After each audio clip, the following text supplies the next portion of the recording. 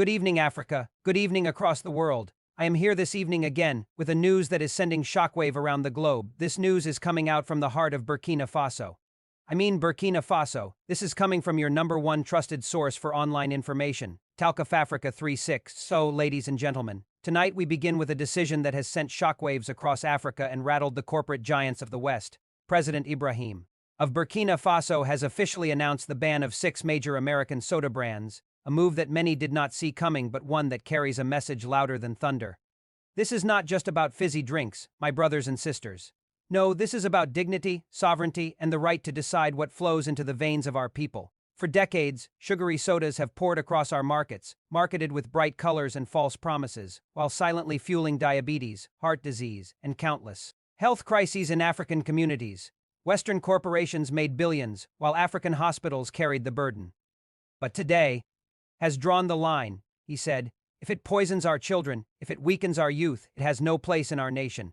Imagine that. A leader who dares to put health above profit, sovereignty above foreign pressure.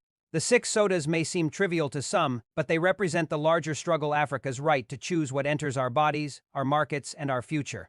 And do not think the West is taking this lightly. These companies, backed by billion-dollar lobbies, are already panicking. They know that if Burkina Faso stands firm, Mali may follow. Niger may follow. Ghana, Nigeria, Senegal, one by one, nations may begin to reclaim control over their health, their diets, and their economies. So, as the sun rises over Ouagadougou, the message is clear. Our children are not experiments, our people are not customers to be drained, and our nations are not shelves for foreign products. S decision is bold, defiant, and deeply pan-African. Stay with us, because what looks like the banning of 6 sodas may well be the opening shot of a new health revolution across Africa. Sit back and let's dive into the story. Ladies and gentlemen, brothers and sisters across Africa and around the world, what you are about to hear is not just news. It is a thunderclap. It is the sound of a nation standing tall, of a leader drawing a line in the sand, and of a continent refusing to swallow the poisons that have long been disguised as sweet delights. Tonight, we speak of Ibrahim, the young captain who has once again set the world ablaze with a decision no one saw coming. He has banned 6 major American soda brands from entering or being sold in Burkina Faso. 6 brands whose logos are plastered across billboards, television screens, and shop stalls in every corner of the globe. 6 sodas that generations have consumed without questioning. 6 corporate giants that believed Africa would forever be their playground. No more. With one stroke of leadership, Captain Ibrahim declared that the health, dignity, and sovereignty of his people outweigh the profits of foreign corporations. He told the world that Burkina Faso will not be a dumping ground for the toxic sugar, chemicals, and artificial addictions that weaken bodies, rot communities, and enrich empires. This is not merely about soft drinks. This is about the soul of Africa. This is about who decides what enters the veins, the stomachs, and the futures of our children. This is about a revolution against dependency, not just in politics, not just in economics, but in what we consume every single day. Now you may ask, why sodas? Why this ban? Why now? The answer, my friends, is that sometimes the most ordinary things hide the most extraordinary chains. For decades, multinational corporations have cloaked their products in shiny bottles, colorful labels, and commercials filled with smiles. They told us these drinks were symbols of joy, of modernity, of freedom.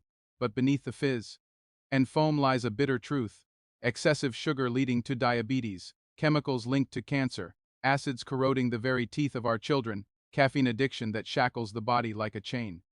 And while America itself debates the dangers of these drinks, while doctors in New York and California warn their citizens of obesity and heart disease, these same corporations continue to ship their worst products into Africa with a smile: products banned or reformulated elsewhere, but left in their most harmful forms when sent to our markets. Captain saw through this charade. He saw the rising cases of diabetes in Ouagadougou's hospitals.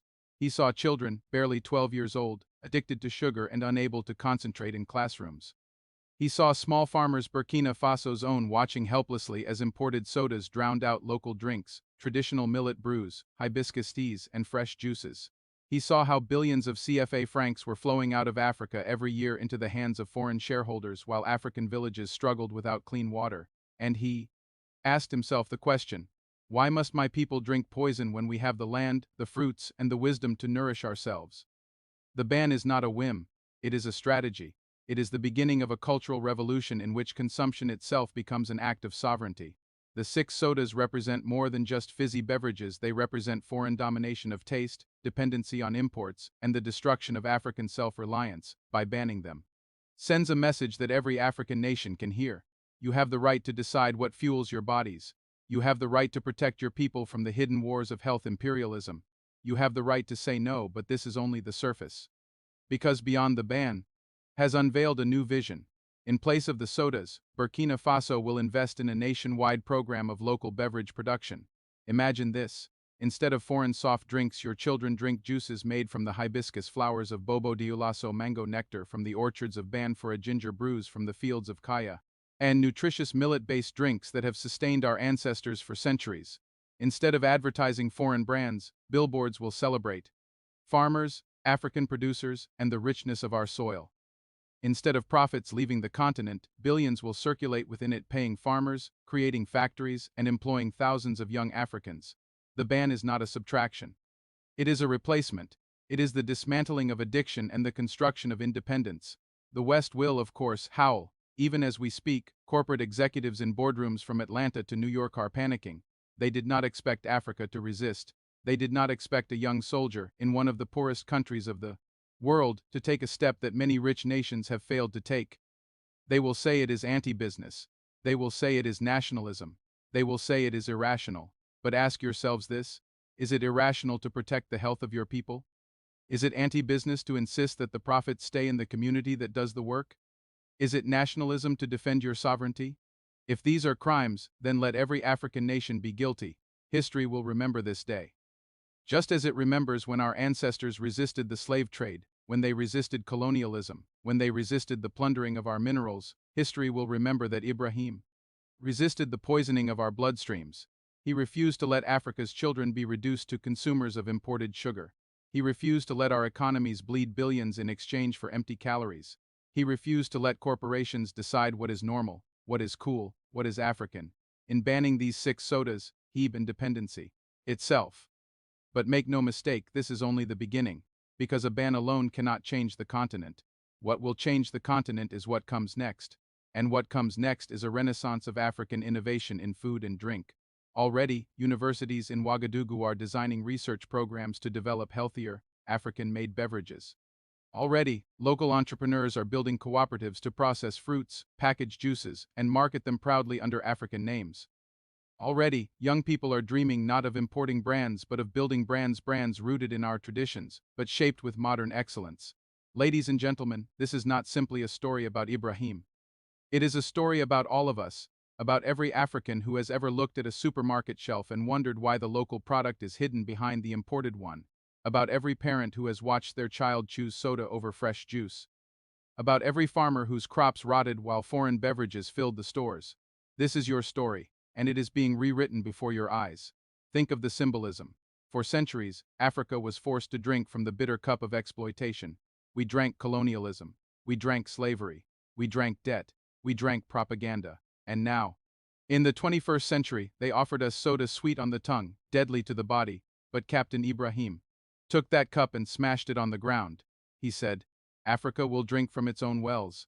Africa will sip from its own rivers. Africa will quench its thirst with the fruits of its own soil. And in doing so, he poured out freedom itself. The 6 sodas are gone, but something greater has arrived. A seed has been planted. A movement has begun, and the question is no longer why. Ban them, the question is, who will be next? Which African leader will be next to say no? Which African government will be next to choose the health of its people over the wealth of foreign corporations? Which African child will be next to taste the sweetness of independence, not from sugar, but from sovereignty? And so, to the corporations watching this broadcast tonight, to the politicians in Washington and Brussels who think Africa will forever be silent, hear these words. You gave us injustice, we are giving our people freedom. You gave us poison, we are choosing nourishment. You gave us dependency, we are building sovereignty. You will not win this time. Because this battle is not fought with armies or weapons, it is fought with choices, with courage, with leadership, and in that battlefield, Ibrahim has already claimed victory. This, ladies and gentlemen, is the revolution of the ordinary, the revolution of the cup, the revolution of what we drink, what we eat, and what we allow into our bodies. And though it began in Ouagadougou, it will not end there. It will spread, it will echo. It will transform Africa, sip by sip, choice by choice, generation by generation. Burkina Faso has spoken. Africa is listening. The world is watching, and the future has already begun. Ladies and gentlemen, we continue our special broadcast on a decision that is shaking markets, rattling multinational corporations, and rewriting the narrative of consumer sovereignty in Africa, the story of Captain Ibrahim. Banning 6 major American soda brands in Burkina Faso is no longer just about beverages, it is about power, dignity, sovereignty, and the right of a nation to protect the health of its people above the greed of corporations. The announcement has sent shockwaves across the world. In Washington, officials scrambled to craft statements that sought to undermine the decision. Western media outlets labeled it extreme, radical, and unnecessary. But here, in Ouagadougou, the reaction was different: applause, tears of relief, and an overwhelming sense that, for once, a leader has stood firmly to say, enough is enough, our health is not for sale. To understand why this resonates so deeply, we must look beyond the headlines and into the lived realities of ordinary families. For decades, multinational soda companies have flooded African markets with products that are often too sweet, too addictive, and too damaging to public health. In the absence of strict regulations, children as young as 4 were drinking these sodas daily. Schoolyards became arenas of consumption where soda brands replaced water as the cool drink. Doctors warned of rising cases of childhood obesity, type 2 diabetes, and heart disease. Nutritionists sounded alarms, but their warnings were drowned out by colorful billboards, glittering advertisements, and the relentless push of marketing dollars. And then came a leader who looked not at the profit margins of foreign corporations, but at the medical charts of citizens. A soldier who studied the battlefield of public health with the same intensity as the battlefield of national security. He saw that a war was being waged quietly, one not fought with bombs and bullets, but with sugar, chemicals, and addiction, and he chose to fight. This ban is more than just a law, it is a declaration of independence. Independence from the silent domination of corporate monopolies that think Africa is their dumping ground. Independence from an economy where profits are prioritized above people. Independence from a system where African health is treated as expendable in the pursuit of global wealth. But what makes this move even more remarkable is the ripple effect it has begun to cause across the continent. Almost immediately after the announcement, health ministers from Mali, Niger, and Guinea expressed solidarity, hinting at the possibility of following Burkina Faso's path. In Senegal, civil society organizations rallied in support, demanding their own government regulate imported sodas. Across the continent, hashtags trended: ban the poison. Hashtag Africa first, hashtag healthy future. This decision is not just Burkina Faso's, it is fast becoming Africa's. And as expected, the corporations are panicking. Reports emerged that lobbyists from these soda giants rushed to embassies, demanding intervention. Some proposed slashing prices to make sodas more affordable. Others promised to reformulate their recipes to appear healthier. But the government has remained unshaken, as himself said in his powerful address, "We are not beggars for reform. We are guardians of health. We do not want soda with less sugar. We want a nation with more life." The economic dimension of this ban is equally revolutionary. Critics argued that prohibiting 6 major soda brands would devastate the local economy, as thousands of shops and distributors relied on their sales. But the government anticipated this. Alongside the ban, S administration launched a nationwide campaign to support local alternatives.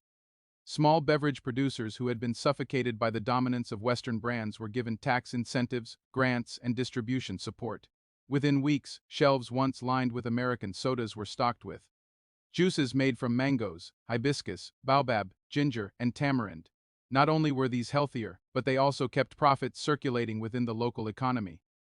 Imagine the transformation. Instead of billions leaving the continent to fuel corporate giants in Atlanta or New York, those billions now empower farmers, local factories, and entrepreneurs.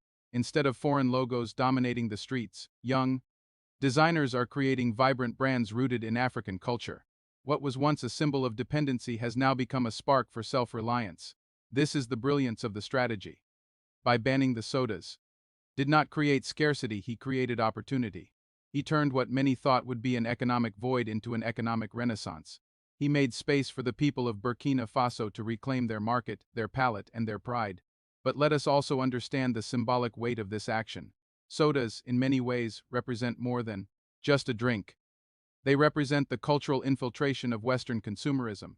Every can of soda carried with it not only sugar, but also the illusion that happiness, modernity, and prestige were tied to foreign products. Advertising sold the idea that sipping these sodas was a marker of success, of being part of a global lifestyle. In reality, it was chains of dependency wrapped in bubbles of sweetness. By banning them, broke not just an economic chain, but a psychological one. And that is why Western outrage is so fierce. They know that if Africa begins to challenge even the small symbols of consumer domination, the larger structures of control will begin to crumble. If Africans stop buying sodas, they may also stop buying into debt traps. If they reject sugar-laced imports, they may also reject exploitative trade deals. If they demand health before profit, they may also demand sovereignty before aid. And that is what terrifies the architects of the global order. Here in Ouagadougou, I spoke with ordinary citizens, and their voices captured the true essence of this moment. A market vendor told me, "For years, my children begged me for sodas I could barely afford. Now they drink our own juices and love them. We no longer feel inferior." A young student said, "This is the first time I feel that a president is not just talking about change but making us live it." And a doctor at the main hospital simply remarked, "Today I see fewer children with soda bottles and more with water bottles. Tomorrow I will see fewer patients. This is the real victory, not in numbers or profits, but in lives saved, dignity restored, and futures protected." And as we continue with this unfolding story, one question looms large. Will the rest of Africa rise with Burkina Faso? Will this moment be the spark that ignites a continental revolution in health, economy, and sovereignty? For now, the answer is uncertain. But what is clear is this: a line has been drawn, and history has been made. It is clear that what Captain Ibrahim has done extends beyond the borders of Burkina Faso. It is not only about banning 6 American sodas, it is about reclaiming the power to choose, the right to live healthy, and the dignity of refusing to be poisoned for profit. Western governments may scoff, corporations may panic, and critics may sneer, but one fact remains undeniable. For the first time in decades, a leader has drawn a line in the sand and declared that African lives are not for sale. This declaration is shaking the corridors of power from Washington to Brussels, because it threatens the very foundation of global consumer manipulation. The ripples are already being felt. Reports from Bamako suggest that Mali's government is drafting its own legislation to regulate foreign soda imports. In Niamey, Niger's parliament is debating whether to introduce a tax on sugary foreign beverages. In Conakry, Guinea's youth organizations are circulating petitions demanding their government follow Burkina Faso's example. Even in countries where leaders remain hesitant, civil society is rising up, armed with the moral courage that actions have inspired. But let us be clear, this fight is not only against soda, it is against a system of dependency. For too long, Africa has been told that to be modern, it must consume what others produce. That progress means importing rather than creating. That status means sipping from cans with foreign labels rather than drinking from the fruits of one's own land. Decision is a symbolic strike against this colonial psychology. By banning the sodas, he is saying, our mango is enough, our hibiscus is enough, our baobab is enough, Africa is enough. And yet this moment comes with challenges. The corporations will not go quietly. Already, they are mobilizing lawsuits, lobbying international trade courts, and threatening economic retaliation. They will claim that Burkina Faso is violating trade agreements, that this decision is anti-competitive, that it will harm investment climates. But has anticipated this. His government has assembled a legal team prepared to defend the nation's sovereignty in every courtroom and every global forum. For him, this is not merely a policy, it is a principle. There are also those within Africa who resist change. Some elites, tied to foreign interests, argue that such bans are impractical. Others fear the loss of foreign sponsorships and donations tied to corporate brands. But the voice of the people is drowning them out. On the streets of Ouagadougou, posters read, "Our health, our future, our choice." Across social media, African youth are saying loudly, "We want our leaders to be like." This is what terrifies the powerful, that one decision can spark a chain reaction.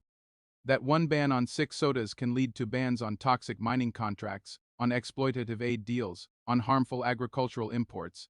That by refusing sugar, Africa may also refuse exploitation. That by saying no to a can, Africa may learn to say no to chains. Ladies and gentlemen, history is filled with moments that seemed small at the time but later proved monumental. When Mahatma Gandhi chose to make salt in defiance of British monopoly, it was just salt, but it shook an empire. When Patrice Lumumba declared that Congo's resources belonged to its people, it was just a speech, but it terrified colonial powers. And today, when Ibrahim bans 6 sodas, some call it just a drink, but it may be the spark that sets a continent aflame with dignity. And so, as we conclude this historic broadcast, let us remember, the world is watching, the corporations are watching, the youth of Africa are watching, the ancestors are watching. The decision made in Ouagadougou is not the end of a story, it is the beginning of a movement. To the people of Burkina Faso, this is your victory. To the people of Africa, this is your call to action. And to the leaders of the world, this is your warning. Africa is awake, Africa is rising, and Africa will no longer drink the poison of dependency. Captain Ibrahim has declared with courage that our bodies are not battlegrounds for profit, our children are not customers for addiction, and our nations are not markets for exploitation. He has proven that leadership is not about pleasing the powerful, but about protecting the vulnerable. And so I leave you with this.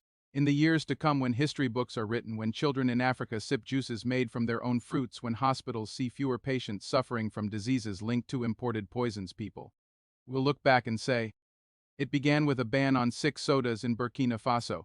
This is not just about health. This is about freedom. This is about sovereignty. This is about Africa reclaiming its future. The final words echo from the heart of Ouagadougou tonight. No more poisons. No more chains. No more silence. Africa rises, and it begins now. Thank you.